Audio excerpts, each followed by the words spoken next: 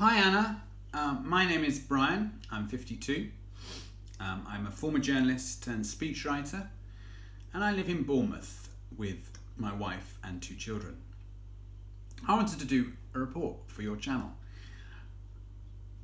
Those of you who are listening carefully will have heard that I live in Bournemouth. Now, Bournemouth during the summer was the scene of some of the first unofficial anti-lockdown protests, in that 500,000 people supposedly came down to the beach on one day, and they were vilified by the national press and media, saying that they were COVID idiots, etc., etc.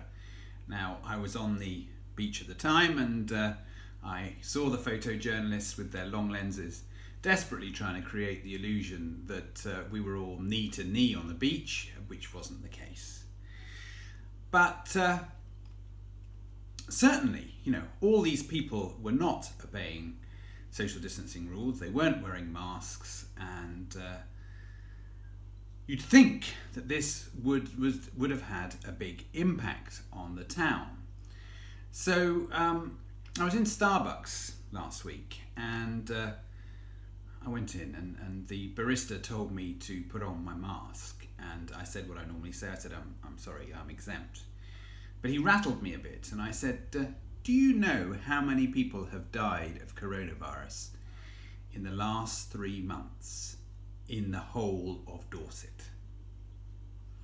Now, he said he didn't want to listen to conspiracy theorists, so I decided I didn't want to drink his coffee, and I left. But I'm sure you'll be keen to know the answer. How many people have we lost after this utterly reprehensible behaviour?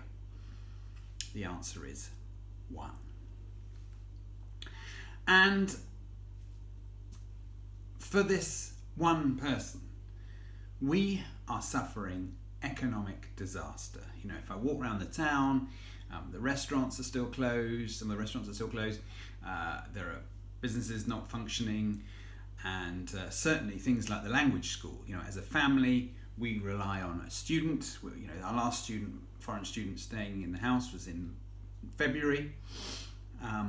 My business as a speechwriter, there are no weddings going on, there are no conferences going on, so we're on universal credit and furlough.